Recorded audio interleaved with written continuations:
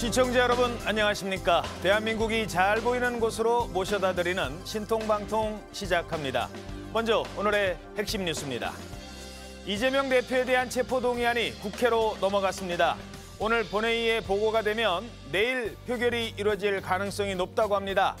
민주당 비명계는 약속대로 이재명 대표가 불체포 특권을 포기해야 하는 것 아니냐라는 입장입니다. 반면에 친명계는 가결표를 던지는 의원들을 색출해내자라는 주장까지 버젓이 나오고 있습니다. 최원국 기자입니다. 문재인 전 대통령이 이재명 대표가 입원한 녹색병원으로 들어섭니다. 이 대표의 손을 잡은 문 전 대통령은 충분히 결기와 진정성을 보여줬다며 단식 중단을 권유했습니다. 이제는 또 빨리 기운 차려서 또 다시 또 다른 모습으로 또 싸우는 게 필요한 시기가 된 것 같고요.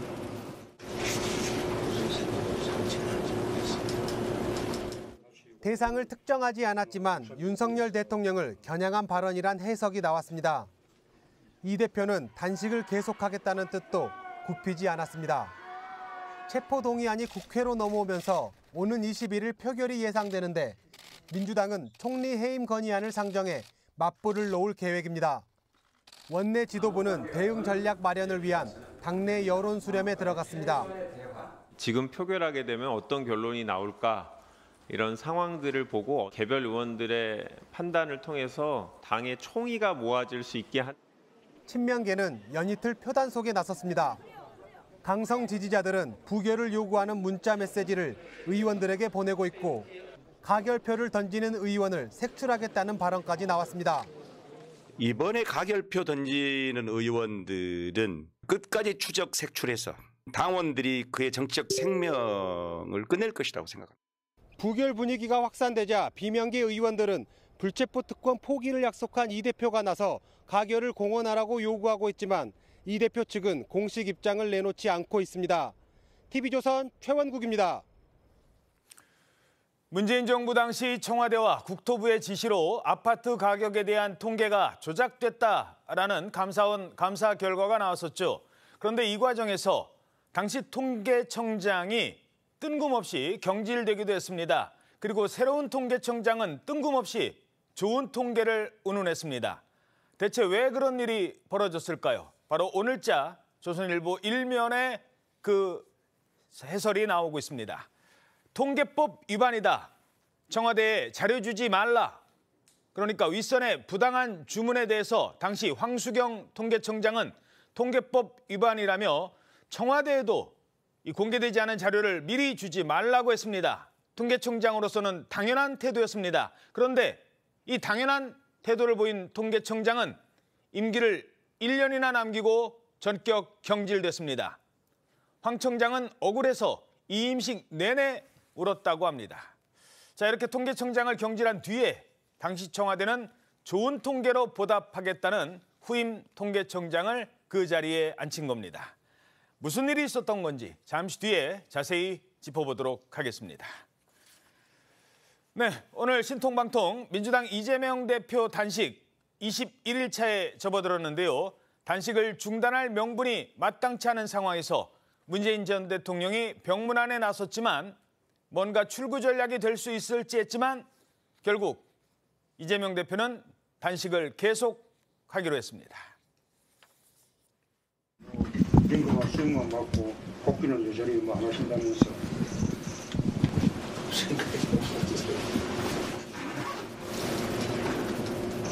내가 열흘 단식을 했었는데 그때도 힘들었거든요. 이제 지금 20일이니까 얼마나 힘들까 싶은데 기운 차려서 또 다시 또 다른 모습으로 또 싸우는 게 필요한 시기가 된 것 같고.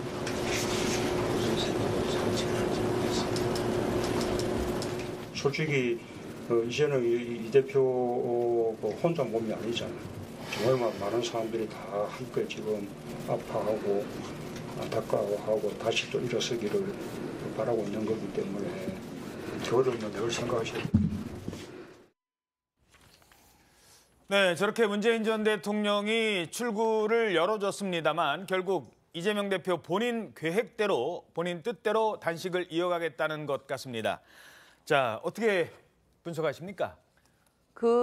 이재명 대표는 지금 단식을 아마 풀지 않을 거예요. 계속 갈 거라고 생각이 돼요. 그게 왜 그러냐면 지금 오늘 이제 내일 중으로 이 체포 동의서 그 부분은 뭐 당연히 지켜볼 거고요. 단식을 하면서 핵심은 이제 공천권을 쥐느냐, 이 당을 장악하느냐의 문제인데요. 뭐 옥중공천 얘기가 나왔지만 제 생각은 병실에서 병상 공천을 할 가능성이 높다. 그래서 아마 녹색병으로 들어간 것이 아닌가라는 생각을 해요. 그리고 지금 구속영장에 나와 있는 범죄 사실, 청구된 그 범죄 사실 내용을 보면 검찰이 이번에 수사를 굉장히 잘한 것 같아요. 예. 구체적인 내용이 적시가 되어 있거든요. 그러면 이재명 대표 조사 받을 때 그 내용을 어렴풋이 다 알고 있을 거예요. 그래서 이번에 좀 힘들겠구나, 그래서 단식을 시작했구나라고 지금 그런 추측이 지금 가능한 대목이거든요. 예. 그래서 이제 결론을 말씀드리면 지금 이 수사뿐만이 아니고 재판도 계속 지금 지연되고 있습니다. 재판을 못 하고 있잖아요. 그렇죠. 예. 근데 보통 단식 기간, 회복 기간 하면 단식 기간의 3배라 그러거든요. 그래서 제가 볼 때는 그 3배를 생각하면 거의 12월까지 이 녹색병원에 있는 것이 아닌지라는 생각이 듭니다. 그 병원의 상징성도 이재명 대표가 메시지를 던질 것이다. 그렇죠. 예, 알겠습니다. 그런데 문재인 전 대통령의 병문안 당시 이재명 대표의 강성 지지층, 이 사람들이 피켓을 들고 시위를 하는 모습도 보였습니다. 지금 저런 모습이었는데 어떤 이유였는지 들어보도록 하겠습니다.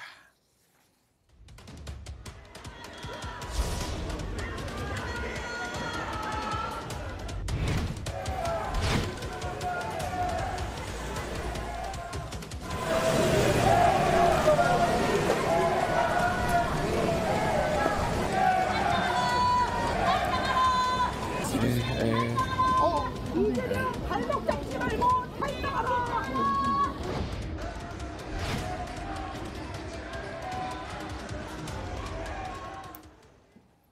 예, 탈당하라 뭐 이런 얘기까지 나오는 거예요. 체포동의안 표결을 앞둔 상황인데 과연 저런 게 이재명 대표에게 도움이 될까요? 도움이 되지 않을 거라고 생각을 합니다. 세 가지 이유인데요. 하나는 어저께 문재인 전 대통령과 이재명 대표의 만남은 사실 큰 이벤트였습니다. 왜냐하면 물론 성사되지 않았지만 이재명 대표의 출구 전략에서 출구에서 사실 출구가 막혀 있는데 그것을 한번 뚫을 수 있는 계기가 됐었거든요. 근데 포기했죠. 물론 결과적으로 그렇지만 그런데 또 한 가지 의미가 있는 건 뭐냐면 왜 비명계 친명계 하지만 비명계 중에서도 정확하게 정파가 있는 건 친문계입니다. 그렇죠. 친문은 확실하게 누구는 친문이다 우리가 지목할 수 있지 않습니까? 이 친문계로 봤을 때 지금 문재인 전 대통령이 직접 이재명 대표를 위로하는 장면 이후부터 친문계에서는 그래도 부결시켜야 된다라는 목소리가 집약될 수 있는 어떤 모멘텀이었거든요. 그런데 여기서 지금 팬덤, 이재명 대표를 지지하는 팬덤이 지금 문재인 전 대통령에 대해서 저렇게 비판적인 어떤 목소리를 높일 때 과연 다시 친문계가 계속 결집을 하면서 부결로 갈 수 있을 것인가라는 문제, 이런 세 가지 친문 지지자의 반발과 그다음에 팬덤 정치의 어떤 피로감, 이 세 가지가 모두 다 이재명 대표에게 그렇게 유익한 어떤 결과를 낳지 않을 것이다라는 그런 생각입니다. 예, 어떻게 보셨어요? 일단 당내에 일부 극소수 사람들이 이런 문제를 항상 권력투쟁적 관점에서 친문하면 이게 이제 이낙연계의 일부를 구성하고 있는데 이런 것을 당내 갈등 요소로 이렇게 부각시키는 발언을 한다든가 이런 건 별로 도움이 안 될 것 같습니다. 특히나 문재인 대통령이 단시하고 있는 위로의 그 장을 갔는데 거기에서 일부 사람들이 문재인 대통령을 공격한다든가 이런 방식으로 당의 단합을 해치는 방향은 어떤 의미에서는 이적 행위죠. 예. 자, 이런 가운데 민주당에서는 더욱 무시무시한 게 돌고 있다고 합니다. 바로 살생부. 조선일보 8면에 이 기사가 실렸습니다. 가결표 끝까지 색출. 살생부 꺼낸 친명계. 사실상 대놓고 민주당 의원들을 이렇게 겁박하고 있다는 분석 기사가 나왔습니다. 심지어 이런 말까지 대놓고 나오고 있습니다. 정치 생명 끊어놓겠다.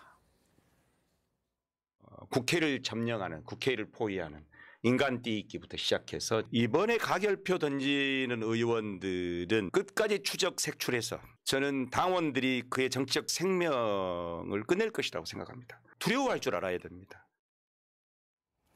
자, 지주원 기자, 에이 뭐 살생부가 있겠어 했는데 실제로 어제 보니까 막 명단이 막 누구는 동그라미, 누구는 뭐 아니다, 뭐 이렇게 막 올라오는 것 같아요. 예, 그리고 어제 SNS 등을 통해서 지지자들 사이에 유포가 되고 있는 게 지금 저희 취재진도 어렵지 않게 확보를 할 수 있는 명단이었거든요. 예. 여기서 이제 의원들이 이제 지지자들이 가결하실 거냐, 부결하실 거냐. 근데 질문은 대부분 그렇습니다. 의원들한테 부결하실 거죠? 이렇게 묻거든요. 그럼 거기에 아니오라고 답할 수 있는 의원이 몇이나 될까 싶은데 이 의원들이 또 어떤 답장을 보내느냐에 따라서 소위 살생부 명단을 작성한 게 온라인상에 지금 유포가 되고 있는 겁니다. 예. 지금 어제까지 돌아다닌 그 명단을 보면 자, 지금 보세요. 저쪽에 의원들 실명, 저희들이 이제 이른바 이제 반대할 것이다, 그러니까 찬성할 것이다 말하자면 이제 찬성표 던질 것이다라고 하는 사람들의 명단은 저희들이 이제 지웠어요. 일단은. 저게 이제 찬성이라기보다는 부결하겠냐고 물었을 때 답을 하지 않았다. 문자를 읽고도 확인했다는 표시가 나오는데도 답을 하지 않았다는 의원이 이제 오른쪽에 기재가 된 거고요. 아, 답만 안 해도 예. 이 사람은 찬성표 던질 것이다. 잠정적 가결주의자가 될 수 있다. 뭐 이러면서 이제 오른쪽에 적어놓은 거고 오호. 지금 어제까지 돈 명단상으로는 39명 의원이 부결을 하겠다 이런 답을 했다고 지금 실명으로 저렇게 지역구와 함께 기재를 해서 공개를 해놓은 겁니다. 또 말씀드린 대로 이 문자를 확인했지만 응답하지 않았다. 이런 의원이 22명으로 지금 집계가 된 걸로 어제 버전으로 나와 있는데요. 예. 이 부결을 약속했다는 의원 명단에는 지금 친명계 의원들뿐만이 아니고 윤건영 의원이나 정태호 의원 같은 친문계 의원들도 좀 포함이 돼 있습니다. 자꾸 물어보니까 예, 뭐 안 그렇죠. 한다고는 할 수 없고 뭐 알았어요 정도만 해도. 근데 윤건영 의원 쪽 얘기 들어보면 지역구 의원들이 다 문자를 보내면 윤 의원 같은 경우에는 일일이 다 답을 하는 스타일이라고 해요. 어떤 질문이든 간에. 그래서 저게 꼭 포결로까지 이어질 거라는 보장은 없다. 이런 입장도 내긴 하던데 예. 지금 저렇게 살생부가 돌고 있고 또 저렇게 명단이 박제된 내용들이 홈페이지까지도 별도로 개설이 돼서 어허. 들어가면 누가 지금 아직까지 부결을 안 하겠다고 하는지를 체크해 볼 수 있도록 해놓은 걸 지금 지지자들 사이에서 만들어놨습니다. 자, 그러니까 부결된다고 생각합니다라고 한 사람들은 박주민 의원이라든가 지금 저렇게 이렇게 막 띄워줘요. 아, 이 사람은 부결. 근데 왜 대답 안 해요? 빨리 대답하세요. 자, 그런데 끝까지 색출하겠다고 으름장을 놓는 조금 전에 그 강의원 사무총장, 이 강의원 사무총장이 최근에 민주당에 영입이 된, 물론 그전에도 좀 알고 있었습니다만 뭐 특보 뭐 이렇게 최근에 영입이 됐다고요? 예, 지난 8월에 이제 특보 명단이 이제 뒤늦게 공개가 됐는데 그 명단 안에 강 의원도 포함이 돼 있었는데 이 강 의원 더민주 전국혁신회의 사무총장이 이 대표의 경기지사 시절이죠. 이 경기 농수산진흥원장을 지냈고 또 경기 농식품유통진흥원장을 지낸 인물로도 지금 알려져 있습니다. 대선 캠프 당시에서는 일정 담당을 수행했는데 일정을 보통 이제 최측근 핵심 인사한테 맡긴다는 점을 감안한다면 지금 이 대표의 최측근으로 꼽히는 것만은 뭐 공공연한 사실로 지금 거론이 되고 있습니다. 이 말씀드린 대로 특보, 이 대표가 직접 대표가 되고 나서 임명한 특별 보좌 역에도 지금 강 의원 전 사무총장이 이름을 올렸는데 이 특보 명단에는 지금 대북송금 대납 의혹 사건 변론하고 있는 박균택 변호사 등등 이제 이 대표를 도와주고 있는 그 측근 인사들이 다 포함이 돼 있는 명단에 강 의원 사무총장도 포함이 돼 있는 겁니다. 예, 그러니까 뭐 검찰 수사 한참 받고 있고 체포동의안 하는 와중에 왜 특보를 임명했을까 했는데 이런 역할이었었나? 살생부 만드는 역할이었었나? 이런 의심의 눈초리도 있다는 겁니다. 자, 지금 민주당 상황 어떻게 보십니까? 이쯤 되면 국회의원 노릇하기 참 힘들죠. 예. 옛날에는 명사의 당이었고 국회의원의 당인데 지금은 이제 당원들의 힘이 아주 커진 상황입니다. 이 당원들의 입장에서 보면 민주당은 과거에 2002년에 노무현 대통령 당선을 통해서 당이 좀 더 일종의 제도화에 되기 시작했는데 그 이후에 이명박 박근혜 대통령의 경험을 통해서 우리 사회가 이렇게 가면 안 되겠다고 생각했던 40대, 50대들이 민주당의 전통적 지지 세력을 이루고 있습니다. 이런 사람들 입장에서 보면 현재 이런 상황에 대해서는 당이 하나로 단합해야 된다 이런 생각이 아주 강한데 문제는 그런 측면에서 이제 이 당원들의 지금 어떤 의지를 표현하고 있는데 국회의원에서 지금 투표를 헌법에 따라 양심에 따라 투표하게 돼 있지만 우리는 두 가지에서 이렇게 무기명 투표를 하고 있습니다. 인사와 또 거부권을 행사할 때 이제 재부의될 때 이럴 때 이제 하고 있는데 정치 선진국에서는 다 기명 투표를 하고 있거든요. 그런 측면에서 양심에 따라 투표하지만 그럼에도 불구하고 자기 책임, 정치는 책임을 지는 겁니다. 그래서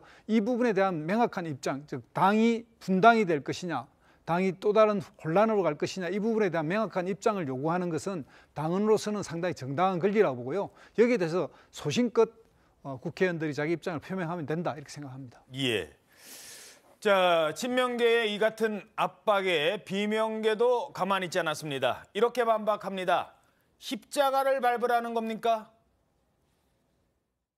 강성 지지자들은 계속 또 압박을 할 거고 지금 그 인증에 응하는 의원들이 지금 속속 올라오고 있어요. 그렇습니까? 예. 네. 그거는 솔직히 그 헌법상의 권리를 스스로 포기하는 거다. 십자가 밟기. 네. 소위 말하는 후미에. 네. 예, 나는 십자가 밟았다. 라는 거죠. 자, 십자가 밟기. 나는 십자가 밟았다. 이게 지금 무슨 얘기인 겁니까? 네, 일본의 에도 시대 때 얘기입니다. 에도 시대 때 기독교를 탄압하기 시작했거든요. 예.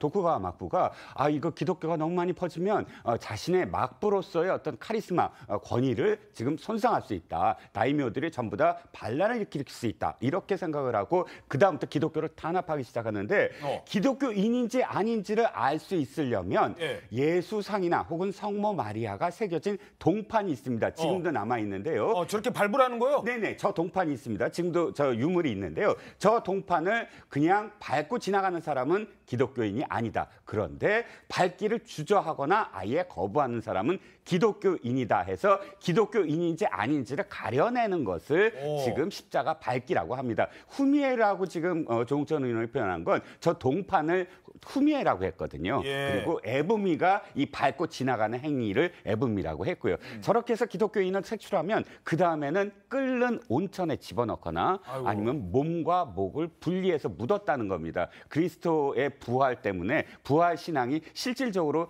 나타날까 봐 그렇게 분리했다. 이런 끔찍한 그런 탄압이 바로 후미에라는 그런 십자가 가려내기, 십자가 밟기 이런 데서 유래된 어떤 말입니다. 그러니까 지금 민주당 비명가한테 나보고 지금 십자가를 밟으라는 거냐. 내 양심이 어디에 있는지 그걸 드러내놓고. 글쎄요. 체포동의안 표결을 앞두고 이런 상황이 벌어지는 이유는 바로 지금 민주당도 표 계산을 하고 있거든요. 계산을 따져봤더니 한 29표? 이 정도만 이탈이 돼도 가결될 수 있다. 이런 분석 때문입니다. 자, 동아일보 오면 기사 보시죠. 이재명 체포한 21명 이탈되는 가결.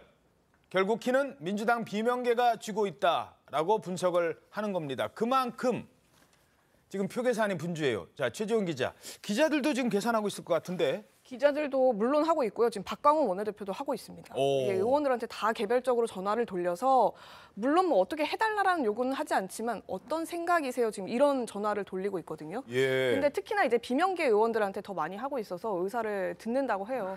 근데 이제 추려보면 현재 국민의힘과 정의당 의원 등을 합치면 약 120명 정도 됩니다. 근데 과반 가결이 되려면 이 120명에 29표, 149표가 나와야 되는 상황인 건데 지난 이 대장동 체포동의안 표결 때 민주당에서만 기권을 포함해서 31표가 이탈했다. 지금 이렇게 잠정적으로 집계가 되고 있거든요. 그러니까 이 때문에 가결이 부결보다 한 표가 더 많았지만 과반이 불성립해서 최종적으로는 부결이 됐는데 이번에도 비명계가 결집할 수 있다. 이 점은 안심할 수 없는 상황이 되는 겁니다. 현재 민주당 내 반명 성향이 한 20명 정도로 보이는데 여기에 중립적 성향의 의원 한 10명 정도만 추가 이탈을 하게 된다면 가결 상황, 그러니까 어떻게 될지 알 수 없게 되는 겁니다. 자, 정미경 의원님 짧게요. 그 지금 이렇게 뭐 원내대표도 전화를 하고 저렇게 막 살생부 만든다고 하면 이 기권도 사실상 이게 부결이거든요. 그러니까 지난번에도 찬성이 많았지만 반대표가 적었음에도 기권 때문에 통과가 안 됐어요. 근데 찬성하려고 해도 저렇게 대표가 곡기 끊고 있고 원내대표가 전화하고 사람들이 나한테 뭐 찍었는지 자꾸 물어보면 난 몰라 그냥 기권할래. 이것도 사실은 기권만 만들어내도 부결을 시키는 효과가 있거든요. 요거는 심리적으로 어떤 영향을 미칠까요? 지금 말씀하신 게 다 맞아요. 왜냐하면 그 압박이라는 게 생각보다 좀 세거든요. 전화해서 계속 그러고 마치 은근히 공천 안 줄 것처럼 예. 그렇게 얘기하면 그 어느 의원이 거기다 뭐 대놓고 그거를 뭐 하겠어요, 가결을. 제가 볼 때는 기권하는 사람들은 그렇게 압박 많이 받은 사람들이 가능성이 되게 높아 보입니다. 지난번에도 기권이 많았기 때문에 이번에는 또 어떤 변수가 될지도 지켜봐야 될 것 같습니다. 자, 그런데 그 정도가 아니에요. 살생부도 안 통할 것 같다라고 판단이 되면 아마 이 카드를 또 쓰자라고 주장하는 사람도 있을 것 같습니다. 지난번에 이미 나왔었죠. 집단 퇴장. 투표를 거부하면 됩니다. 투표 거부로 이재명 대표를 지키고 민주당을 지키도록 하겠습니다. 회의장에 들어갔다가 투표 시작하면 민주당 의원들은 일제히 빠져나오면 되는 겁니다. 그렇게 해서 한동훈의 저 간악한 짓을 반드시 저지해야겠죠? 자, 빠져나오자. 자, 나오세요 했는데 안 나오면 그분들은 뭡니까? 아예 이게 대놓고 심판하겠다 뭐 이런 뜻 같기도 해요. 네, 그렇습니다. 가장 확실한 방법이겠죠. 뭐냐면 누가 기권하고 누가 가결을 했는지에 대해서 누가 찬성을 했는지에 대해서 전혀 알 수가 없잖아요. 전부 다 어떤 마음이든 다 나와버리면 전부 다 반대를 한 기권을 한 셈이 되니까요. 한데 과연 그게 가능할 거예요? 첫 번째는 저게 성립이 되려면 박강원 원내대표가 원내대표로서 지휘를 해야 됩니다. 그럼 박강원 원내대표의 지휘라고 이제 끝까지 남거든요. 박강원 원내대표가 그렇게 했다라고. 그것을 박강원 원내대표가 과연 떠안을 수 있을까? 그리고 방탄국회를 이렇게 만들었다라고 한다면 다 똑같은 비판을 받겠지만, 그러나 비판도 여러 가지 어떤 정도가 있다. 지금 저렇게 부결시킨다면 과연 국민들이 민주당을 지금 당장은 이재명 대표를 지킬 수 있을지 모르지만 민주당을 지켜낼 수 있을 것인가? 이건 좀 다른 문제다라는 생각입니다. 예. 자, 과연 가결이 될지 부결이 될지 이재명 대표의 운명 그리고 민주당의 선택 두 분께 함께 듣겠습니다. 어떻게 보십니까? 일단 부결의 명분이 너무 넘칩니다. 일단 이재명 대표가 단식을 했는데 대통령이나 정부 여당에서 이 부분에 대해서 너무 정치에 예의가 없어서 무도한 정권이라는 이미지를 부여했습니다. 그다음에 두 번째, 한동훈 법무부 장관이 이런 단식을 자해단식이라 그러고 잡범에 비교해서 민주당 국회의원들이 격분하게 만들었습니다. 그다음에 이제 세 번째는 한덕수 국무총리 해임 건의안하고 이게 같이 올라가거든요. 예. 그러니까 이게 한덕수 총리의 해임 건의안에 대한 표결의 어떤 방향은 민주당이 당론으로 채택했기 때문에 이 당론 투표 이후에 다시 이재명 대표에 대한 체포 동의안이 온다면 이게 부결로 연결될 가능성이 많다. 그리고 이제 마지막으로 박강원 원내대표 입장에서도 이 부분이 부결되지 않으면 박강원 원내대표의 지도성까지도 이게 타격을 받을 염려가 높고 당은 또 분당의 어떤 소용돌이로 빠지기 때문에 민주당 입장에서는 부결시켜야 한다고 생각하고요. 그다음에 헌법에도 나와 있는 불체포 특권이라고 하는 것은 이런 식으로 무도한 정권이 탄압을 할 때 하라는 거고, 결국 그거는 뭐냐면 구속을 시키지 말고 불구속 상태에서 얼마든지 기소할 수 있음에도 불구하고 이렇게 구속을 하려고 하는 이유는 바로 이런 식의 명분을 두고 싸웠는데 정부 여당이 명분 쌓기 위해서 실패했다 이렇게 생각하기 때문에 민주당 국회의원들은 부결에 찬성할 가능성이 많다 이렇게 생각합니다. 부결될 가능성이 높다. 예. 어떻게 보십니까? 아니, 사실 지금 우리 국민들께서 원하는 거는요. 모든 국민들이 범죄를 저질렀을 경우를 대비해서 영장 실질 심사를 받으라는 거예요. 그건 인권보장 측면에서 만들어 놓은 제도예요. 근데 그 판사 앞에 가는 것까지도 지금 민주당 국회의원들이 못 가게 만드는 거예요. 방탄으로. 그러니까 그 부분을 풀어주라는 얘기죠. 일단 국회에서는 통과시켜주고 판사가 구속일지 불구속일지를 결정할 수 있도록 해달라고 하는 건데 그걸 안 하잖아요. 그 국회의원의 특권을 가지고. 그래서 잘못됐다고 말씀드리는 거고요. 두 번째는 저는 반란이 일어날 수도 있다고 봐요. 반란. 왜냐하면 지금까지는 기류가 다 지금 부결로 지금 몰아가고 있고 저도 그런 느낌이 들어요. 왜냐하면 뭐 대표가 단식까지 저렇게 하고 있는데 야 우리가 모질게 여기서 어떻게 가결하냐 이럴 수 있잖아요. 예. 그런데 반란은 딱 이거예요. 뭐냐. 지금 여기서 만약에 살려주면 민주당 의원 입장에서 네. 살려주면은 공천권은 이제 이재명 대표 손에 있는 거 아니겠습니까? 어허. 그러면 이제 국회의원이 개개인 내가 선거에 나가려고 하는 사람 입장에서 아 나는 아무래도 내가 여기서 설마 여기서 저기 부결을 해줘도 나는 공천 못 받을 거야 라고 생각하는 그 사람은 사실은 어떻게 하겠어요? 가결에다 찍을 가능성이 되게 높지요. 왜냐? 무기명 투표이기 때문에 그렇습니다.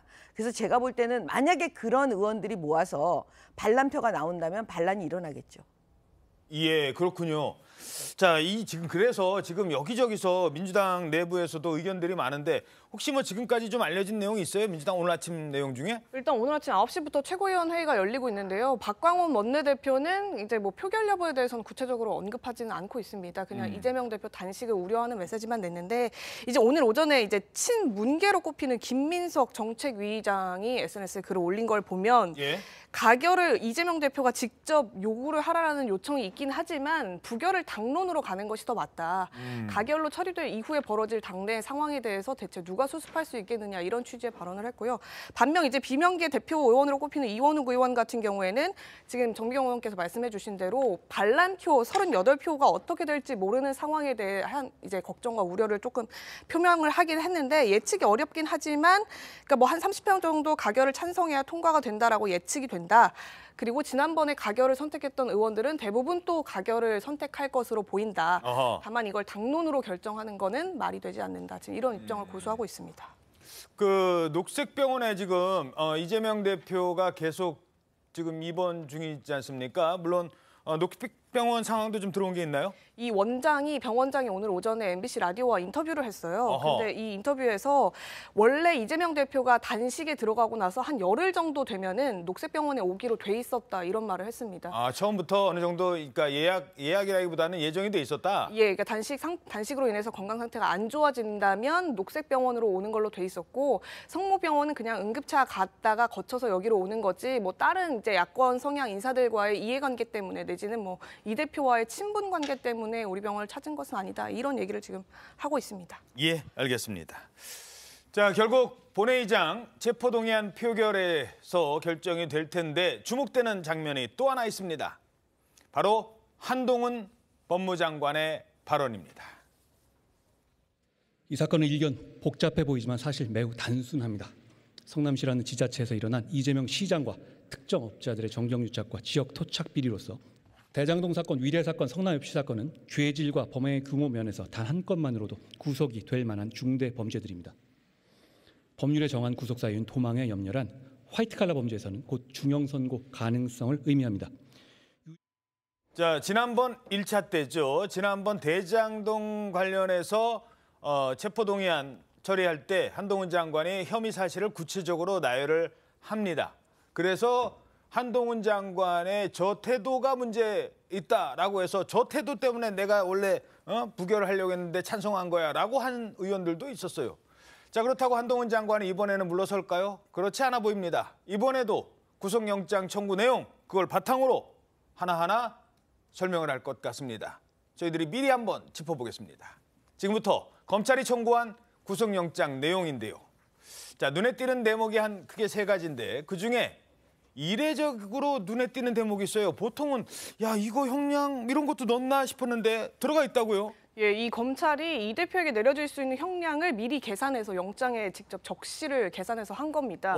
일단 쌍방울 대북송금 대납 의혹 관련으로 양형 기준이 12년인데 이 대표 같은 경우에는 형사처벌 전력이 더해지기 때문에 무기징역까지도 될 수 있다. 지금 이렇게 검찰은 봤습니다. 백현동과 대북송금 그리고 이중교사까지 다 합치면 무기징역도 나올 수 있다? 예, 근데 일단 지금 대북송금만으로도 무기징역이 나올 수 있다. 저렇게 또 별도로 적시를 한 거고요. 그렇네요. 예, 또 이 백현동 개발 특혜 의혹도 징역 8년인데 이제 증거 은폐 시도 같은 것들을 감안해 본다면 징역 11년까지 늘어날 수 있다. 또 여기에 위증교사 의혹까지 합쳐지게 된다면 최대 형량은 징역 36년 6개월 혹은 무기징역까지도 갈 수 있다는 겁니다.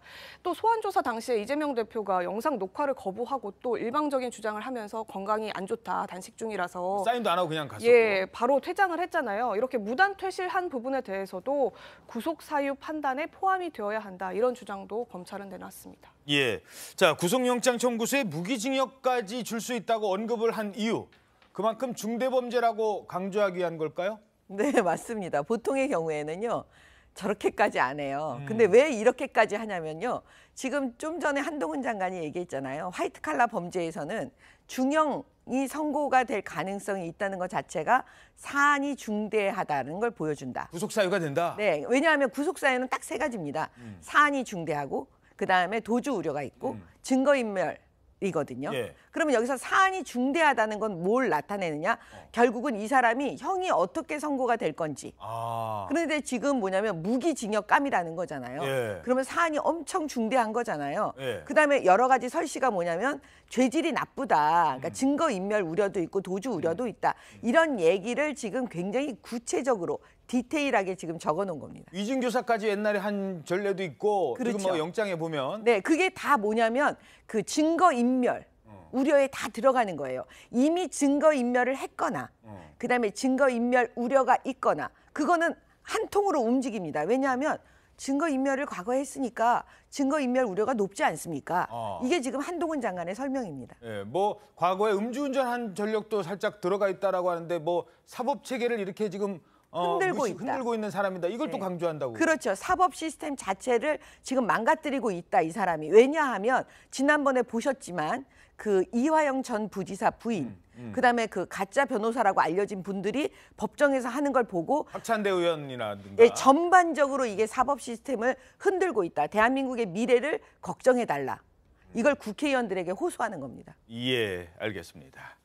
자, 그런데 검찰이 구체적으로 적시한 건 형량뿐만이 아닙니다. 영장 청구서에는 이화영 전 부지사가 이재명 대표에게 보고했다라고 명시를 했어요. 자, 이화영 전 부지사 과거에는 보고했어요라고 입장을 바꿔서 얘기를 했다가 아니요, 보고 안 했어요라고 했거든요. 그리고 이재명 대표는 클릭만 했어요라고 했잖아요.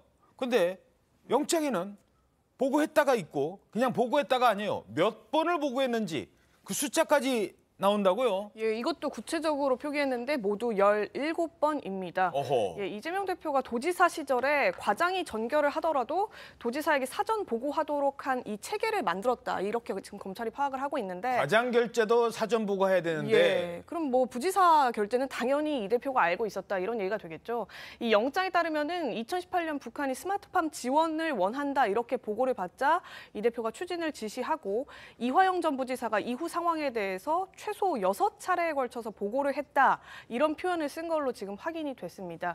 또 이 사업이 불가능해지게 되니까 김성태 전 쌍방울 회장에게 500만 달러를 대신 내달라 요구를 하면서 추가로 대북 사업 경과 보고에 대해서 5차례 이 대표에게 보고했다 적시했고요. 또 중국 선양에서 2019년 열린 쌍방울과 북한 간 협약식 관련해서도 전화로 이 대표에게 보고했고 방북 추진 과정에서도 대납 사실을 2차례 보고받는 등 이 모든 보고를 다 합쳐볼 경우 모두 17번이 된다는 겁니다. 자, 보고를 받았다라는 구체적인 것 중에 그 중국 선양에서 뭐 쌍방울과 그러니까 북측이 저렇게 술자리를 했잖아요. 저렇게 술자리를 한 거는 동영상으로 찍혀 있었고 저 4명만 있었던 게 아니에요. 출장 갔어요. 국장도 저 자리에 같이 있었던 것으로 알려지고 있습니다. 국장이 출장을 간 자리예요. 그럼 보고를 해야 될 거 아니에요. 보고서에는 어떤 게 있었느냐? 바로 사진이 있었다는 거예요. 저 사진도 이재명 당시 도지사도 충분히 봤을 거다. 왜? 출장 보고서에 나와 있으니까. 누가 북한을 가는 겁니까? 이재명 대표 북한 가는 문제로 지금 저렇게 얘기를 하고 있는데 거기서 찍은 사진도 본인이 안 봤겠느냐라는 게 검찰의 주장입니다.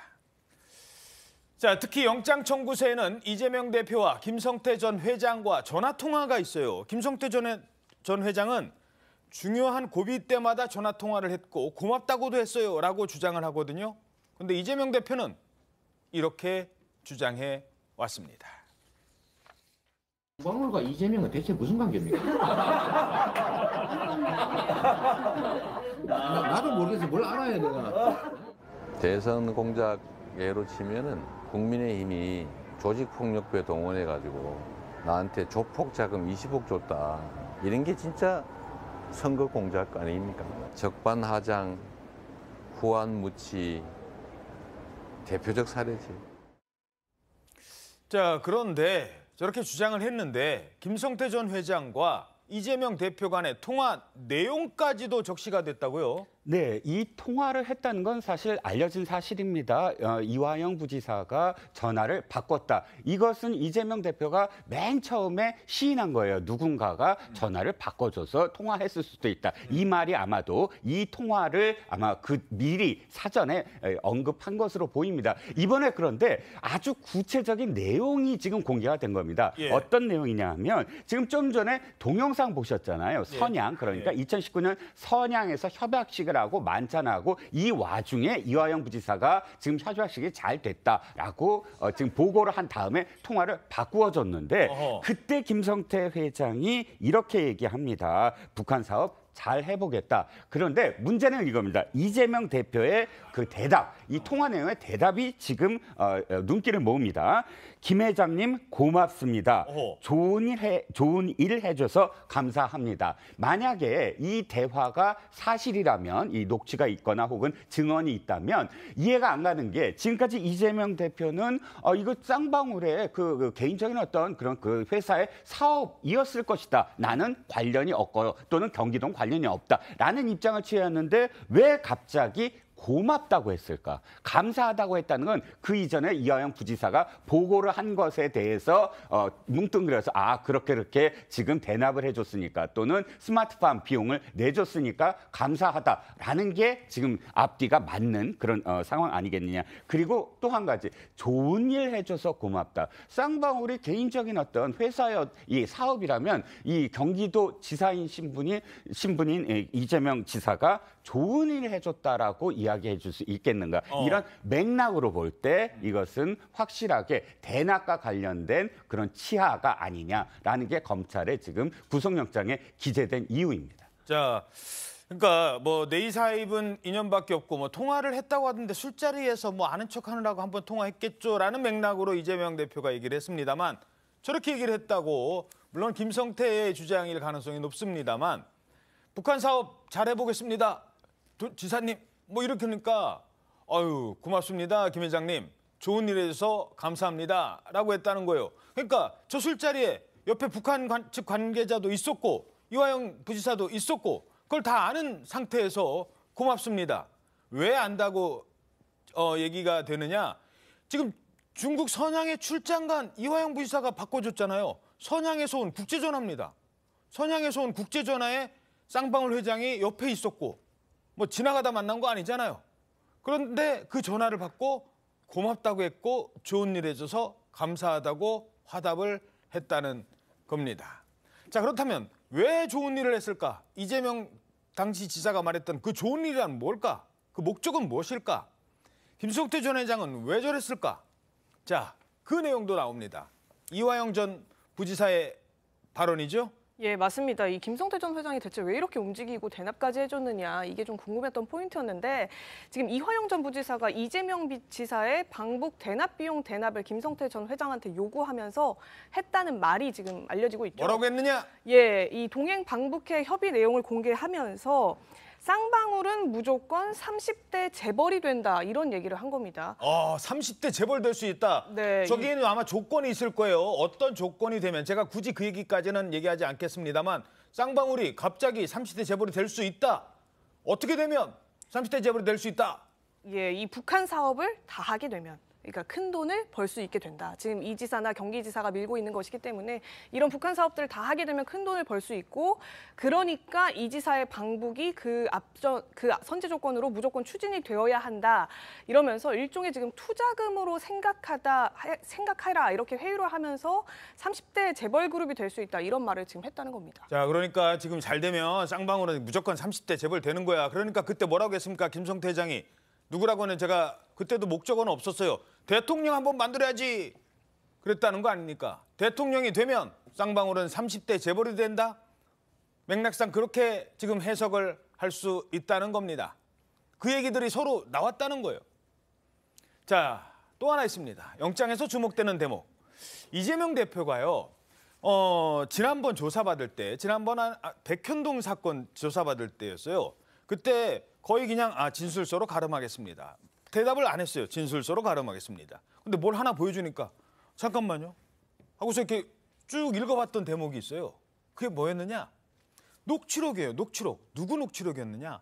옛날에 이재명 대표가 성남시장 당시 알았던, 그 후에 알았는지 몰랐지만 뭔가를 부탁을 했던 사람이었대요.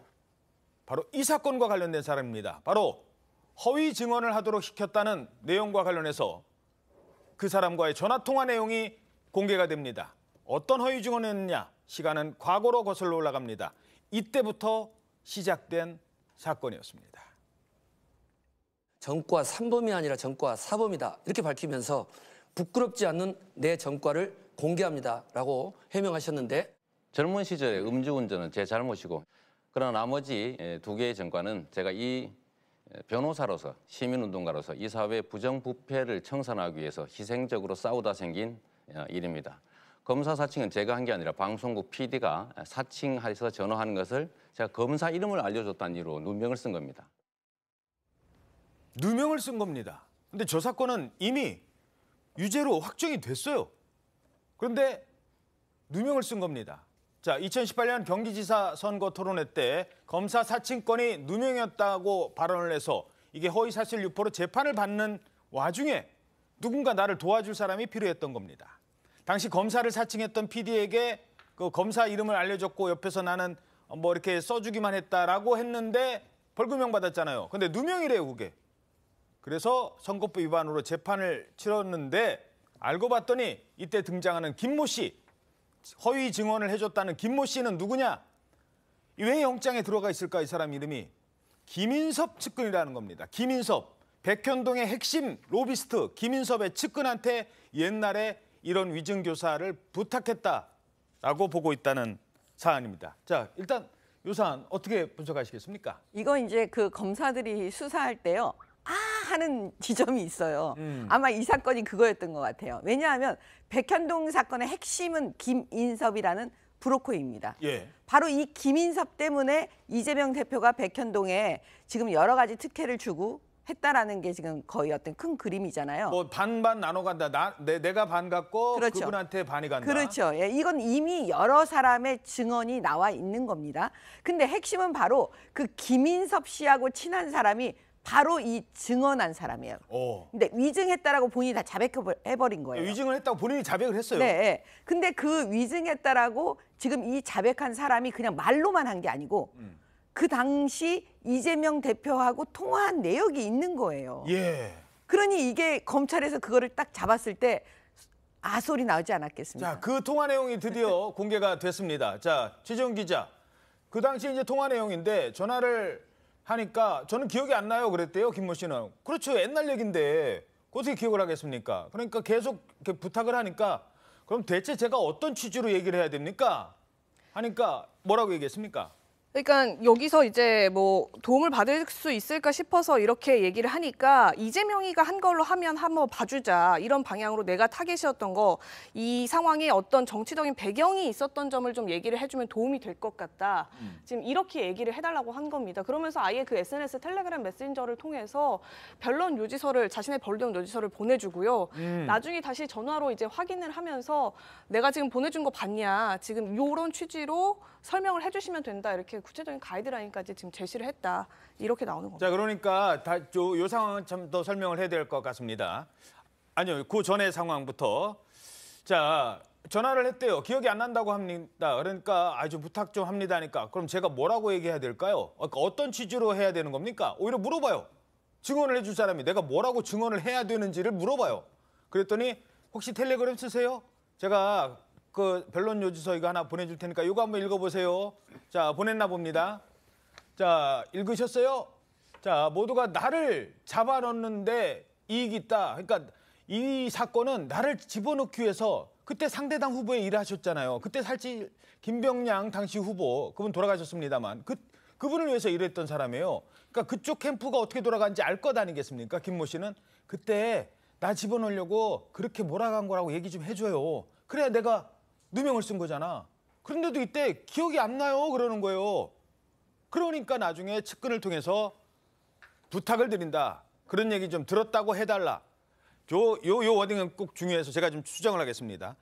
그런 얘기 들었다고 해달라. 이 얘기는 또 이재명 당시 지사가 한 얘기가 아니에요. 측근을 통해서 얘기합니다. 중요한 대목에서는 이재명 지사는 중요한 부탁은 안 하는 것 같습니다. 어찌됐든 여기서 이런 논란이 되니까 내가 이게 위증교사냐? 나는 이거 제대로 얘기해달라. 억울한 거 없이 똑바로 좀 얘기해달라라고 부탁한 거다. 위증교사가 아니다. 진실을 말해달라고 한 거다. 이렇게 주장하고 있거든요. 보통 그 위증을 교사한 사람들은 다 그렇게 얘기해요. 근데 위증을 한 사람, 자기가 법정에 서서 증언대에 선 사람이 보통 다 자백을 해서 위증교사 사건이 나는 거거든요. 그래서 제가 볼 때는 이것도 빼박이에요. 우리가 그냥 보통 빼박이다 이렇게 말하는 게 그 위증을 한 사람이 다 자백을 해버렸기 때문에 더군다나 이렇게 녹취해서 이렇게 됐습니다라고 얘기하기 때문에요. 이건 핵심은 그거예요. 이재명 당시 이제 후보자가 자기가 검사를 사칭한 그 사건 나 누명 쓴 거라고 말해다오. 였거든요. 예. 근데 이제 그 부분이 다 녹취가 돼 있으니까 아까 보신 것처럼 그렇기 때문에 이거는 거의 빼박입니다. 예. 자, 요거 하나만 제가 말씀드리겠습니다. 이 사건은 어떻게 끝났죠? 결국 선거법 위반 무죄가 됩니다. 위증이 개입이 됐는데 그 재판이 잘못된 거잖아요. 위증 때문에 재판이 만약에 잘못됐다면 그러면 무죄가 아니어야 되잖아요. 근데 우리 법상은 무죄로 판결이 나면 그 무죄를 뒤집을 수는 없어요. 만약에 유죄가 났는데 죄가 없는 사람이 죄를 뒤집었었던 판결, 유죄가 났다면 이거는 재심해야 됩니다. 그런데 유죄가 아니라 무죄로 났기 때문에 이거는 위증을 했다고 해도 그 재판이 위증 때문에 오염이 됐다고 해도 다시 재판을 재심을 할 수가 없어요. 왜? 피고인의 이익이라는 헌법상의 가치 때문에. 그래서 이게 아무리 그러니까 위증이라고 해도 그때 당시 선거법 위반은 다시 들여다볼 수는 없다는 겁니다. 다음 소식입니다. 조국 전 장관 아들의 인턴 증명서 허위 발급해준 최광욱 의원, 의원직을 상실했죠. 하지만 야권에서는 반성과 비판의 목소리보다 응원을 보내고 있습니다. 특히 민주당의 강경파 모임 철험회 소속 의원들의 행보가 주목되고 있습니다.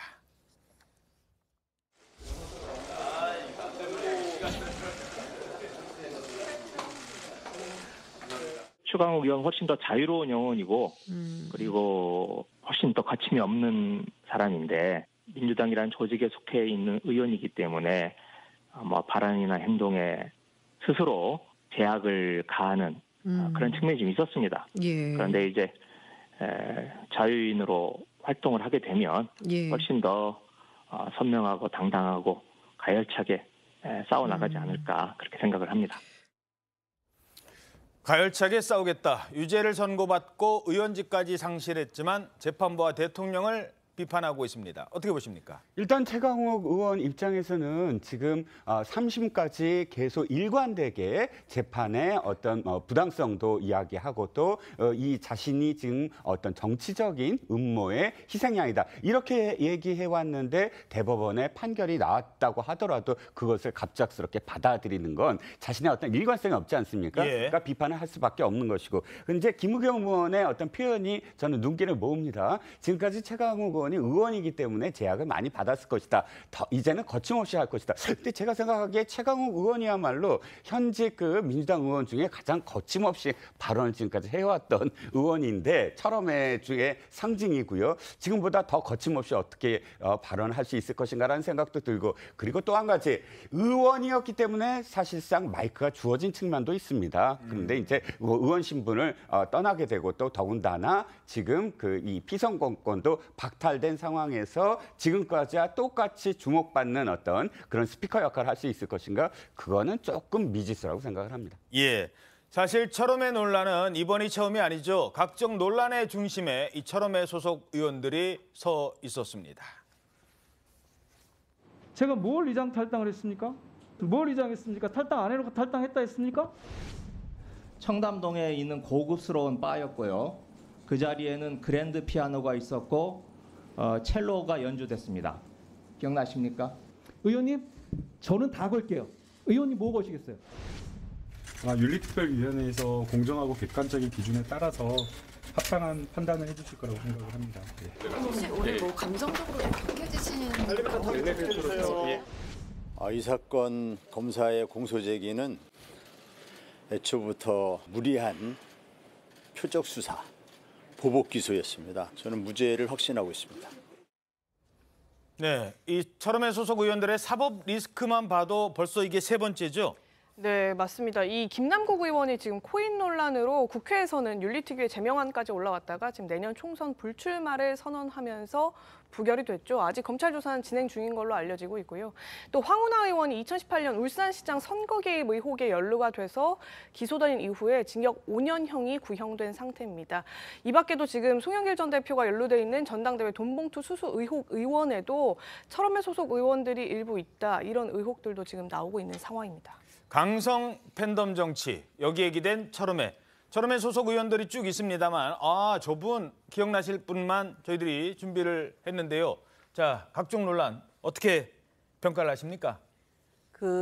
사실 이제 제가 학교 다닐 때의 민주당과 지금 모습의 민주당이 너무 다르기 때문에 많은 분들이 이제 옛날에 민주당은 죽었다 이런 표현을 많이 쓰시는데 그 앞장서신 분이 저는 철험회라고 보여요.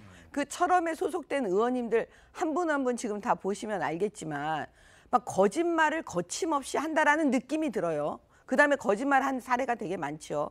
그다음에 막 억지를 핀다라는 느낌이 되게 많죠. 그다음에 국회의원들이 저런 모습을 보이니까 사실 국민 수준보다 국회의원 수준이 더 밑에 아래에 있는 그런 상황이 막 만들어져 버린 거예요. 저는 이 문화가 지금 민주당 전체를 어떻게 보면 휩쓸고 가서 다 아시겠지만 지금 돈봉투 사건도 다 나오고 있잖아요. 전부 다 지금 거짓말하고 있는 거예요. 예. 그래서 진짜 민주당의 대혁신 할 인물이 앞으로 누가 나올지 그것도 참 기대가 됩니다. 예, 어떻게 보십니까? 일단 2020년 이제 초선이 검찰 개혁을 목표로 해서 만든 거거든요. 그러니까 이제 초선이다 보니까 아무래도 좀 의욕이 넘치는데 의욕이 넘치다 보면 실수도 하고 뭐 서툴 수도 있고요. 그리고 이제 여기에 어쨌든 검찰 개혁이라고 하는 주제를 가지고 있었기 때문에 검찰과의 상대한다는 게 얼마나 힘들고 버거운 일인가 이런 게 또 한 번의 어떤 정면 같은 거라고 생각이 듭니다. 여기에서 이제 몇몇 사람들은 내상을 입은 거고요. 그리고 이제 여기에 예를 들면 윤핵 간의 압력에 의해서 예를 들면 국민의힘 내에서도 이런 초선 의원들이 집단 성명을 내서 특정인이 당대표 선거에 나오는데 압력을 행사하는 이런 데 동원되는 것보다는 이렇게 활발하게 초선답게 패기를 가지고 활동할 수 있는 여지는 있다고 생각합니다. 다만 몇 가지 부분에 있어서 국민에게 뭐 사과할 점도 있고요. 그러나 또 열심히 어떤 초선만이 가질 수 있는 어떤 이런 특징 이런 것까지 같이 봐야 되지 않나 이렇게 생각이 듭니다. 자, 아까 그 사진들 다시 한번 좀 보실까요? 철험회 의원들. 자, 지금 뭐 술자리 의혹 제기했다가 거짓으로 드러났고 김남국 의원은 코인 논란의 중심에 섰습니다. 민영배 의원은 꼼수 탈당 논란. 얼마 전에 다시 지역위원장 자리로 돌아갔답니다. 그 지역위원장도 그러니까 다음 총선 공천도 지금 거의 준비를 하고 있는 것으로 파악이 되고 있습니다. 자, 그리고 뭐 지금 최강욱 의원 이번에 유죄 확정됐고 장경태 의원 온갖 김건희 여사와 관련된 이 사진은 뭐 무슨 빈곤 포르노 이런 얘기까지 해서 논란의 중심에 섰습니다. 그리고 황운하 의원은 울산시장 선거 개입 의혹 이 사건 아직도 임기 다 끝나가는데 아직도 결론이 안 나오고 있습니다. 짧게 논평 부탁드리겠습니다. 자, 지금 혐의라든지 혹은 어떤 내용들을 한번 보시면 대개는 네거티브에 앞장선 사람들입니다. 우리가 막말이라든지 혹은 끊임없이 어떤 의혹을 음모론을 양산시키는 그런 정치를 계속 지켜봐야 되느냐. 이것은 비생산적이라는 거죠. 지금 철험회 의원들이 그러니까 법사위라든지 상임위에서 활동을 잘했다든지 어떤 법안을 이끌었다든지 이슈를 이끌어서 그것이 쟁점이 됐다든지 그렇기 때문에 지금 공방이 벌어졌다든지 이런 부분들이 아니라면 철험회가 영구단체로서 과연 생산적인 단체였는지를 돌아보면서 앞으로 정치활동을 하는 어떤 사람들도 초선일지라도 자신의 이름을 드날리는데 무슨 네거티브로 해서 드날리겠다 이런 생각은 하지 않았습니다. 하는 생각입니다. 예, 알겠습니다. 자, 민주당의 돈봉투 살포 의혹 사건 잠시 살펴보겠습니다. 그동안 아니다, 사실이 아니다 부인해왔던 물론 입장은 조금씩 바뀌었습니다만 강래구 전 한국수자원공사 감사 측이 이렇게 얘기를 했습니다. 최종 책임 송영길 전 민주당 대표에게 있다라는 얘기를 재판에서 합니다. 자, 이 사건의 핵심은 송영길이다. 라고 그동안 수족처럼 움직인 사람이 재판정에서 그 책임을 송영길한테 돌린 겁니다. 자, 이 분위기만 좀 짚어보죠. 자, 강내구의 발언에 지금 이 변화 어떤 점이 감지가 되십니까? 그 증거가 굉장히 많구나라는 생각이 들고요. 지금 핵심적인 사람은 다 아시겠지만 이정근과 강내구의 그 녹취 때문에 지금 이런 일이 다 드러난 거거든요. 예. 근데 여기에서 지금 언론에 보니까요. 그 송영길 전 대표의 그 보좌관 했던 사람들이 다 부른 거예요. 그냥 자백을 해버린 거예요. 그러면 핵심은 결국은 뭐냐. 이젠 더 이상 그 윤관석 의원이 도망갈 데가 없어요. 그러니까 이제 어쩔 수 없이 자백을 했다고 지금 나오고 있잖아요. 근데 여기서 저는 윤관석 의원이 더 죄질이 나쁘다는 생각이 들어요. 왜요? 자백은 했는데 돈의 액수도 달라요. 금액을 줄였어요. 예. 6천만 원이라고 다 지금 증인들이 얘기하고 있는데 자기만 받은 자기만 난 6천만 원이 아니고 2천만 원이라고 그래요. 그러면 300만 원이 아니라 100만 원짜리 뭉쳤다? 그거 왜 그런 줄 아세요? 왜 그런 겁니까? 나중에 어차피 그거 다 드러나요. 돈 받은 국회의원들. 그러면 300이면 자기가 100만 원이라 200만 원 줄여줘 갖고 100만 원이라고 얘기하면요. 다시 살아날 수도 있잖아요. 형량이. 형량을. 네, 형량이요. 왜냐하면 박희태 사건에서 300만 원이 집행유예였거든요. 그럼 100만 원은 더 적으니까. 예, 그걸 머리를 아마 굴린 것 같아요. 제가 볼 때는. 이제 작전을 짰다라고. 작전을 짠 것 같아요. 그러면 그걸 판사나 검사가 모를 리가 없기 때문에 제 생각에는 죄질이 더 나쁘다라고 볼 수가 있습니다. 그렇군요. 어찌 됐든 돈 받은 거는 뭐 워낙 녹취가 많으니까 전화 통화 내용이 워낙 많으니까 본인이 막 뺏겼다고 했으니까 이거는 부인을 못해도 액수를 줄이는 전략이다라고 분석을 하셨습니다. 자, 오늘자 조선일보 사설 보시겠습니다.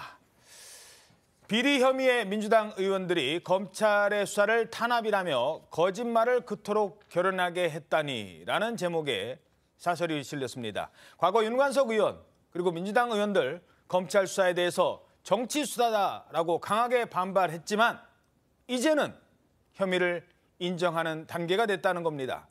자, 김두수 소장님, 이 정도 되면 혐의를 인정할 단계가 아니라 그토록 검찰 조사 받겠다는 송영길 대표도 입장을 내고 뭔가 사과하는 얘기를 해야 될 단계 아니냐라는 지적도 있습니다. 어떻게 보십니까? 일단 송영길 전 대표 부분은 사실관계 아직 확인되지 않았으니까 좀 두고 봐야 될 것 같은데요.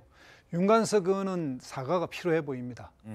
본인이 이 부분에 대해서 전면 부정을 하고 또 정치 탄압으로 이야기를 했는데 사실상 이 문제는 우리 한국 정치에서 정당에서 그 전당대회에서 대의원이나 이런 사람들이 참여하는 일비라든지 선거운동원, 그러니까 당대표 선거운동원 이런 것들이 합법화되어 있지 않습니다.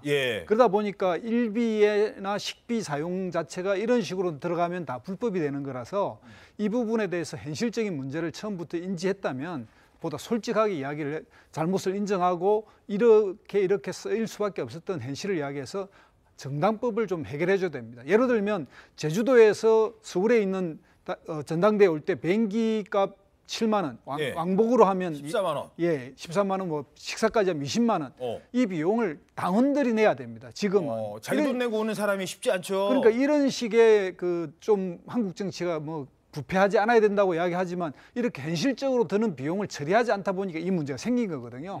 그런 점에서는 보다 솔직하게 이야기했어야 되는데 이제 그 점을 놓치고 지금 보니까 도덕적인 문제까지 됐고 그래서 반성하고 사과하는 이런 성명이 필요하지 않나 생각이 듭니다. 예, 알겠습니다. 문재인 정부 당시 통계 조작 의혹과 관련해 새로운 내용들이 속속 알려지고 있습니다. 조선일보 일면 톱기사는 아닙니다만 일면 기사 보시겠습니다. 통계법 위반이다. 청와대에 자료 주지 말라. 누구 얘기였을까요? 당시 통계청장이 했던 말입니다. 이 당연한 얘기를 공개되지 않은 통계를 아직 확정되지도 않은 통계를 검증도 안 거친 통계를 왜 청와대에다 미리 줍니까? 당연히 주면 안 되죠. 이 당연한 얘기를 한 황수경 통계청장은 당시 임기를 1년이나 남기고 사실상 경질됐습니다. 일단 어떤 내용입니까? 이 당시 감사원 조사 결과 드러난 건데요. 이제 홍장표 당시 경제수석을 비롯한 이 문재인 정부 청와대 경제 관련 고위 관료들이 이 임기 초였죠. 2017년도부터 통계청에 사실상 원소스를 요구했다고 합니다. 소득과 고용 관련해서 통계를 비롯한 각종 통계의 원자료를 청와대에 먼저 제공해달라. 그러니까 통계청에서 통계를 내기 전에 발표도 하기 전에 미리 알려달라. 그 원자료에 대해서 미리 좀 보내달라 이런 요구를 했다고 합니다. 그러자 이제 말씀하신 대로 이 황수경 당시 통계청장은 그런 통계법 위반이니까 청와대에 자료를 주지 말라 지금 이렇게 지시를 했는데 결국에는 이제 거듭된 압박에 못 이겨서 통계청 관련 그 밑에 산하 직원들이 개별적으로 뭐 자료를 전달하기도 하고 청와대 요청에 의해서 왜곡된 조작된 통계 결과물을 제출하기도 했다는 거죠. 그래서 그 과정에 이제 황수경 청장이 패싱을 당하는 일들도 있었다. 지금 이런 증언들도 감사원 조사 결과에 나오고 있습니다. 자, 자료 안 주니까 이제 막 패싱, 이른바 패싱을 당하는 거예요. 자, 그러면 거기서 끝났을까요? 그 다음은 어떻게 됐을까요? 자, 오늘자 조선일보 사면 기사 이어서 보시겠습니다. 이번에는 통계청 간부들이 황수경 패싱, 청장 몰래 소득 지표를 이제 조작을 하는 거예요. 청장을 빼고 통계청장이 누군데? 청장한테 보고도 잘 안 하고 자기들이 조작을 했다는 거예요. 통계의 객관성 기강이 완전히 무너졌던 얘기인데 어떻게 보세요? 황수경 청장이 이 임사 이후에 기자들과 만나서 인터뷰 이렇게 했습니다. 왜 지금 13개월 만에 경질되셨습니까? 무슨 이유입니까? 했더니 내가 고분고분하지 않았기 때문이다. 이렇게 대답을 하거든요. 예. 바로 그겁니다. 사실 통계청장은 한 번도 임기를 마치지 않은 적이 없어요. 역대 통계청장 중에 딱 한 명 있습니다. 지금 김대기 비서실장은 임기를 못 마쳤어요. 왜요? 왜냐하면 차관으로 승진시켜주기 때문에. 그건 뭐 좋은 데 가니까. 예. 그거는 임기를 못 마쳤다고 할 수가 없는 거잖아요. 그런데 전부 다 임기 2년 임기를 다 마칩니다. 이유는 뭐냐면 통계청은 정책을 집행하는 데가 아니에요. 그렇죠. 왜 책임이 없어요. 그러니까. 네. 왜냐하면 통계청은 통계만 내는 곳이거든요. 엄청 중립. 그렇죠. 그런데 지금 황수경 통계청장은 임명되자마자 초대 청장으로 임명되자마자 많은 압력을 그대로 거부를 해버린 겁니다. 그랬더니 아예 지금 직원들을 직접 불러서 청와대가 통계청 직원들에게 아니 가계소득이 이번에 낮게 나왔는데 이걸 좀 만져라. 이걸 좀 높여라. 이렇게 직접적인 지시를 내려서 실제로 직원들이 청와대의 압력으로 그렇게 수치를 만졌다. 황 청장이 있는 시절에도 그렇게 했다라는 지금 기사입니다. 그러니까요. 청장 패싱하고 이러다가 자, 황 청장은 임기 남겨놓고도 이제 징계 경질이 돼요. 새로운 신임 통계청장이라는 분이 등장합니다. 신임 강신욱 청장은 뜬금없이 이런 말을 해서 논란이 됐었습니다. 이런 식의 어려운 자리에 앉게 된다 보면 무거운 마음을 느끼고 있습니다. 장관님들 정책의 좋은 통계 날리는 것으로 하겠습니다. 감사합니다. 좋은 통계. 왜 갑자기 황수경 전 청장이 경질이 됐고 왜 갑자기 후임으로 임명된 강신욱 신임 청장이라는 사람은 좋은 통계를 했는지 그 퍼즐이 이제서야 맞춰지는 것 아니겠습니까? 아니 그러니까요. 문재인 대통령이 한 번도 경험해보지 못한 나라를 만들겠다고 하면서 사실은 취임을 했잖아요. 근데 정말 한 번도 경험해보지 못한 나라를 만들었어요. 아니 통계를 조작하는 정권이 어디 있습니까? 아 여기가 북한이야 뭐 이런 얘기할 정도로. 국가 신인도와 관련된 문제예요. 그렇죠. 왜냐하면 통계를 기반으로 해서 정책을 만들고요. 통계를 기반으로 해서 분석을 하는 거예요. 그래서 국민들을 잘 살게 해주는 거잖아요. 근데 이걸 조작해버리면 앞으로 나올 정책은 다 거짓인 거예요. 그러면 국민들을 잘 살게 해줄 수가 없잖아요. 그래서 이 부분은 다 손을 안 대는 거거든요. 근데 이 통계를 조작했다는 이런 게 이제 수사를 통해서 더 나오겠지만 핵심은 뭐였냐면 소득 주도 성장이라는 건 처음부터 사실 사기였습니다. 물론 그때 평가가 다릅니다만 그런 전문가들이 그때 당시 많이 말씀을 했어요. 그걸로 절대로 소득 증가 못한다고 그랬는데 핵심이 뭐였냐면 그때 통계가 나왔는데 어머 가계소득이 줄은 거예요. 그러니까요. 성장이 안 된 거예요. 네. 거기서부터 통계를 조작하겠다는 마음을 먹었던 것 같아요. 동기가. 그리고 집값은 막 매일같이 하루가 자고 나면 올라가는데 집값이 안 올라갔다고 통계가 나오니까. 그렇죠. 그 다음에 이제 최저임금이었고요. 네. 그 다음이 집값이었습니다. 예. 그래서 이 부분에 대해서 지금 통계를 가지고 조작을 하면서 뭐 국민들을 속이려고 했지만 지금 다 드러나지 않습니까? 물론 이게 검찰 조사까지 가서 확정이 된 건 혐의는 아닙니다. 감사원 감사 결과고 지금 민주당에서는 이 감사 자체에 좀 문제가 있다라고 지적을 하고 있어요. 일단 뭐 감사원에서 감사위원회의 의결을 거쳐서 한 게 아니라 또 중간 발표라는 이름으로 감사원의 일방적인 주장인데요. 일단 뭐 통계청장이 교체되는 과정은 암만 해도 원만해 보이지는 않습니다. 그리고 역대로 그런 일이 없었던 건데 문제는 이런 게 아니겠습니까? 이제 대통령이 어쨌든 정책을 해 나가는 방향에 좀 더 이 부분에 대해서 뭐랄까요? 좀 더 이걸 보강할 수 있는 여러 가지의 자료가 있음에도 불구하고 이 부분에 대해서 서로 소통이 잘 안 되면서 생긴 어떤 갈등 같은 걸로 보입니다. 그러니까 정무적 판단에 대한 불화 이런 건데 통계는 그냥 통계 그 자체로 무조건 과학이냐가 아니라 현실적으로 당시에 띄고 있는 여러 가지 통계에서 튀는 이런 거라든지 이런 거는 어쩔 수 없이 통계는 가중치를 부여한다든가 보다 현실적인 것을 읽어내기 위한 또 이런 조치도 필요한 겁니다. 그러니까 그것 자체를 조작이다 뭐 이렇게만 보는 관점은 나중에 두고 봐야 하겠습니다만 통계를 공부하는 전문가나 학자들은 그냥 통계는 통계가 아니라 통계에 따르는 여러 가지 변수들을 적용하기 때문에 그 차이라고 저는 봅니다. 그래서 이번에 22명을 수사 의뢰한 것은 좀 무리한 감사원의 월권이다 이런 생각됩니다. 예, 알겠습니다. 뉴욕을 순방 중인 윤석열 대통령이 세계 각국 정상들을 만나서 부산 엑스포 유치전을 이어가고 있습니다. 뉴욕 현지에서 홍현주 기자가 전해왔습니다. 뉴욕 도착 첫날 9개국 정상과 회담을 한 윤석열 대통령은 둘째 날에도 7개국 넘는 정상을 만났습니다.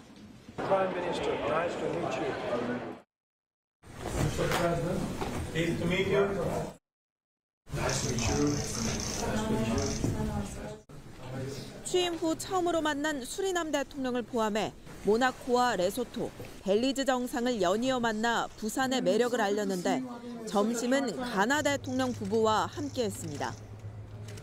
김건희 여사도 뉴욕 시내 중심가에 위치한 부산 포장마차 부스를 찾아 떡볶이를 먹으며 한국의 문화를 홍보했습니다. 우리나라가 수십 년 전 공산 침략으로 전쟁을 겪었지만 전후 폐허의 도약은 해양도시 부산에서 시작됐다고 강조했습니다. 해양도시 부산은 한국 경제의 테두리였고 우리 경제의 어머니와 같은 도시입니다. 윤 대통령은 오늘 취임 후 세 번째로 안토니오 구테레시 유엔 사무총장을 만나고 한국 시간으로 내일 새벽 기조연설에 나서면서 본격적인 유엔 총회 행보에 돌입합니다. 바이든 미 대통령은 유엔 총회 연설에서 북한의 안보리 결의 위반을 규탄하는 한편 상임이사국을 늘림으로써 중국과 러시아의 영향력을 축소하고 유엔 안보리를 개혁하는 방안을 제시했습니다. We are committed to diplomacy to bring about the denuclearization of the Korean Peninsula. 윤 대통령은 잠시 후 바이든 미 대통령 부부가 주최하는 리셉션에 참석하는데 한미 정상 간 만남은 캠프 데이비드 정상회의와 인도 G20 회의에 이어 최근 한 달 새 세 번째입니다. 뉴욕에서 TV조선 홍현주입니다. 자, 윤석열 대통령이 아주 엑스포 유치에 상당한 공을 들이고 있어요. 네, 이틀째 활동을 이어가고 있는데요. 지금 보신 것처럼 가나라든가 수리남, 모나코, 벨리즈 이 각국의 정상들과 회담을 하겠다라고 이야기를 했는데요. 회담의 목적은 엑스포를 지지해달라는 요청을 하기 위함이라고 합니다. 예. 사실 굉장히 강행군이라고도 말씀드릴 수 있는데요. 이미 지난 5일부터 11일 인도네시아 그리고 인도 순방에서 20여 개국을 이제 순방을 했거든요. 예. 양자회담을 진행을 했었는데 이 유엔 총회를 이제 계기로 40여 국의 어떤 정상들과 회담을 하면 3주 만에 60여 개국 정상들을 만난다라고 하는데요. 이런 표현을 썼다고 합니다. 그 참모들에게 나는 양자회담 머신이다. 최대한 일정을 많이 잡아라.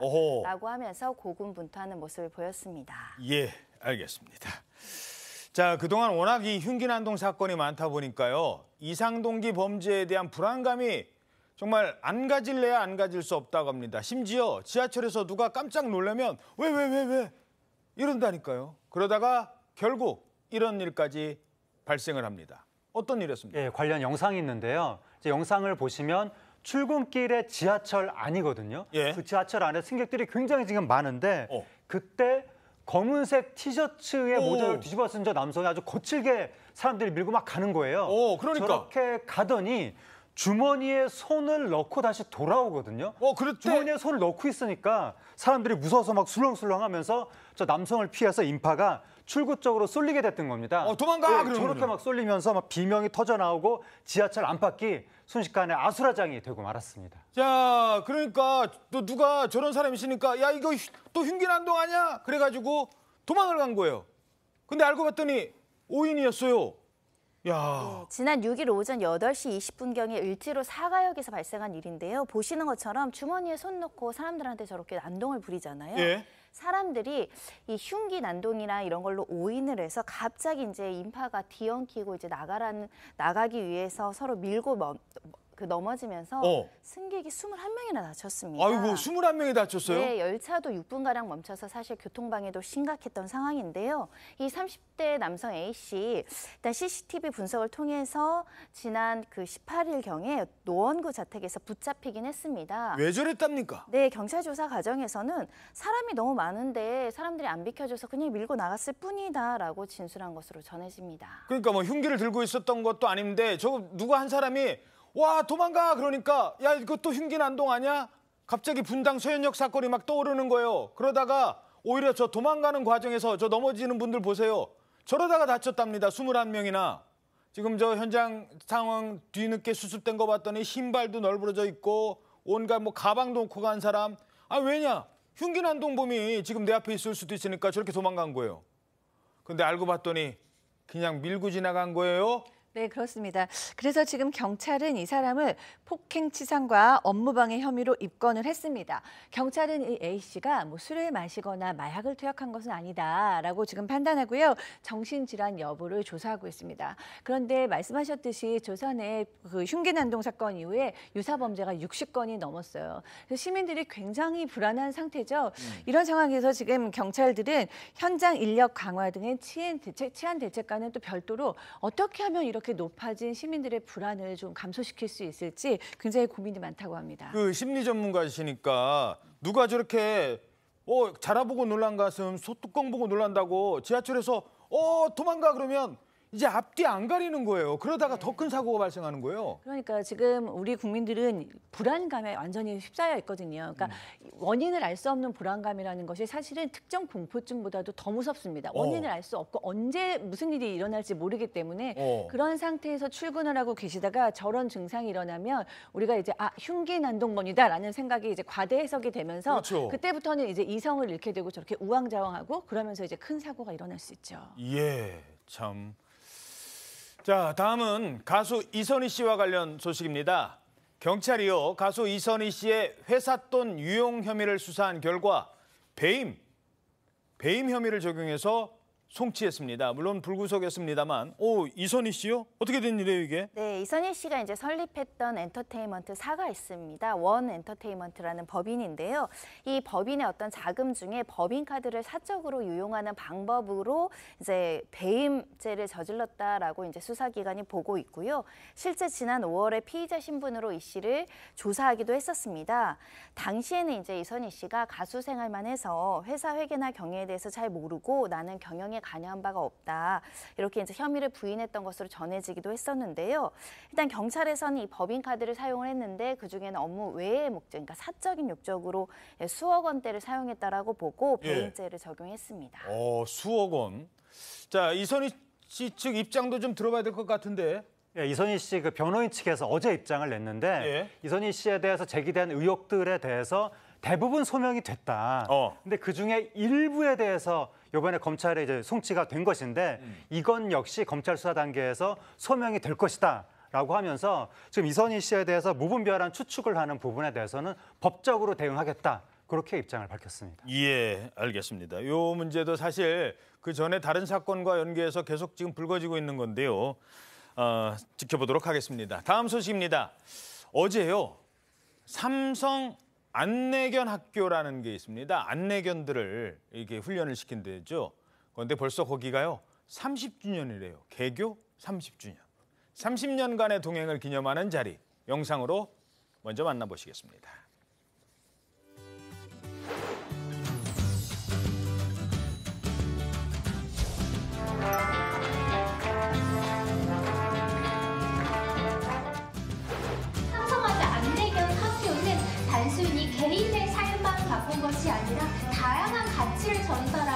내게 할 수 있는 역할을 당당히 해보자. 근데 저 학교가요, 고 이건희 삼성 회장의 유지였답니다. 한번, 유지는 아니고 그때 시작을 했대요. 너희들 덕에 세상 밖으로 나올 수 있었다. 고 이건희 회장의 뜻으로 시작된 삼성의 안내견 학교가 30주년. 와, 이런 학교가 30주년? 이것도 놀랐는데 대체 얼마나 많은 안내견들이 여기서 나온 거예요? 네, 지금 여태까지 280마리가 분양이 됐는데요. 현재 활동하는 안내견은 76마리입니다. 1993년에 고 이건희 회장이 세계 유일의 안내견 학교인 삼성화재 안내견 학교를 설립을 했고요. 예. 그다음에 1994년에 첫 안내견 바다가 나와요. 그 이후에 1년에 12마리에서 15마리 안내견이 시각장애인들에게 이제 분양이 됐고요. 현재 76마리가 활동 중입니다. 81만 킬로미터, 이거는 바로 안내견 훈련사와 예비 안내견들이 훈련을 위해서 걸어가는 거리라고 하고요. 81만 킬로미터를. 와. 네, 달까지 왕복하고도 남는 거리라고 합니다. 와. 네, 그런데 이 안내견 한 마리를 훈련시키는데 드는 비용이 무려 한 마리당 1억 원이 넘는다고 합니다. 훈련 비용만 1억 원이요? 네. 와, 웬만한 학교 학생들 이 뭐 교육 비용보다 훨씬 더 많은 뭐 파일럿 한 명 키워내는 것과 비슷한 거예요. 야, 안내견이 그만큼 우리 주변에 중요하다는 건데 뭐 많은 분들의 눈에 띄는 분들이 또 참석을 했었어요. 네, 일단 눈에 띄는 두 분 소개해 드릴 텐데요. 이재용 회장과 홍라이점 미술관장님입니다. 사실은 이건희 회장님 별세 이후에 처음으로 공식 석상에 두 분이 이제 보였기 때문에 더 주목될 수밖에 없는데, 이 이건희 회장님이 애정을 가졌던 이 사업 기념식에 두 분이 이제 나란히 서게 된 겁니다. 굉장히 기분 좋게 격려하고 박수를 치는 모습도 관찰되기도 했었는데요. 이재용 회장은 이제 퍼피 워커들이 들려주는 강아지 아이 에피소드를 들으면서 환하게 웃고 박수를 보내기도 했고요. 홍 전 관장도 이 안내견을 바라보면서 미소를 보이기도 했습니다. 실제로는 그 홍라이 전 관장이 김혜지 의원이랑 대화를 했는데요. 예. 회장님이 보셨으면 더 좋아하셨을 거다. 생전에 굉장히 노력했고 지연에 대해 정말 관심이 많았던 부분이라서 지금 30주년이 굉장히 감명 깊었을 거다라고 말하기도 했습니다. 자, 많은 사람들에게 빛이 되어준, 그 길을 안내해준 이 고마운 안내견들, 그 뒤에는 이런 숨은 노력들이 있었습니다. 저희는 1분 뒤에 돌아오겠습니다. 네, 오늘 아침 대한민국 잘 보이셨습니까? 오늘 하루 당신의 대한민국을 신통방통이 응원해드리겠습니다. 여러분 고맙습니다.